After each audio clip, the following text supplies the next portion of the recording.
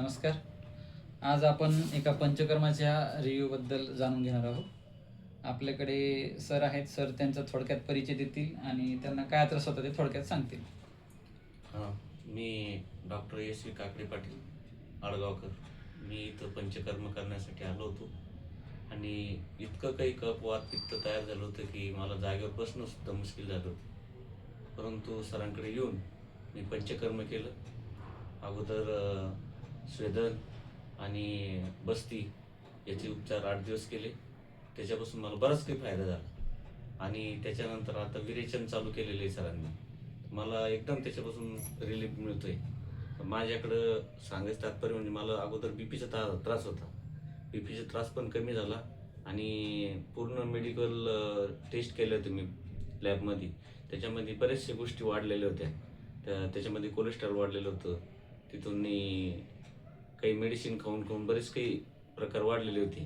तर ते ॲटोमॅटिक याच्यामध्ये आता मला असं वाटतं की माझं एकदम शरीर हलकं झालं आणि वेट पण माझं जवळपास 65 किलो होतं.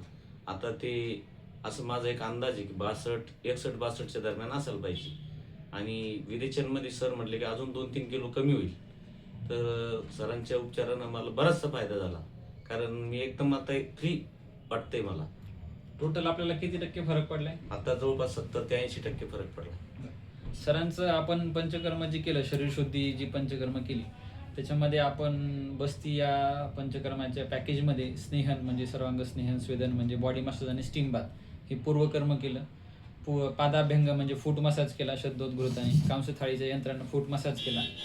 त्याच्यानंतर नस्य केलं. नस्य पंचकर्म एक प्रोसिजर असते ती केली. त्याच्यानंतर बस्ती केला 8 दिवसांचा. सस्नेह निरोह आणि निरोह अनवासन असा तेलाचा बस्ती, काड्याचा बस्ती असा अल्टरनेट आपण देत असतो. सगळी औषधं आणि पंचकर्म हे आपण रुग्णाच्या प्रकृती परीक्षण करून, नाडी परीक्षण, प्रकृती परीक्षण, जीवा परीक्षण, थोडक्यामध्ये आरोग्याची कुंडली काढून आयुर्वेदाप्रमाणे शास्त्रोक्त पद्धतीने सगळ्या प्रोसिजर करत असतो. पंचकर्म केल्यावर एका प्रकारे ते गाडीची जशी सर्व्हिसिंग करतो तसं आपल्या शरीरावर ते काम करत असतं. आपल्या शरीरातले सगळे दोष धातू मल समान अवस्थेमध्ये येत असतात. आपण जे पण कुठली औषधी खाल्लीत त्याचे साईड इफेक्ट जे झालेत ते कव्हर होत असतात. तर पंचकर्म केल्याने आपल्याला जर कुठलीही औषधी असो, ॲलोपॅथी असो, आयुर्वेदिक असो, ते औषधं आपल्याला जर सोडायची असतील तर पंचकर्म एक नक्कीच चांगला मार्ग आहे. आपल्या जवळच्या आयुर्वेदिक वैद्याकडून, डॉक्टरकडून आपण नाडी परीक्षा, रुग्ण परीक्षा, चेकअप करून पंचकर्म करायला पाहिजे.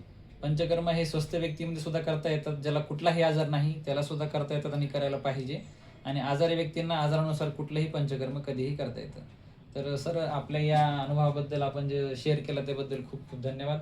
आम्ही अशी ईश्वरचरणी प्रार्थना करतो की जे काही उरलेले आजार आहेत ते सुद्धा या पंचकर्मामध्ये बरे होऊन जातील. धन्यवाद.